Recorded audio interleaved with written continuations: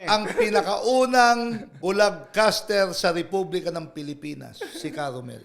Welcome to Action Dapat. Okay, magandang araw po sa inyong lahat. Tayo po ay maswerte na tayo po ay kakwentuhan ngayon. Makakakwentuhan natin ang ating isang public servant at napakabuting naging mayor, naging congressman at naging cabinet secretary rin sa katauhan po ni Kong Nani Braganza. Magandang araw po, Kong Nani. Magandang araw po, Caromel. Isang karangalan po na makasama kayo sa programang ito. Maraming salamat po sa pagkakataon na nagkakausap po tayo at hindi lang ho yun, makilala ang inyong organisasyon.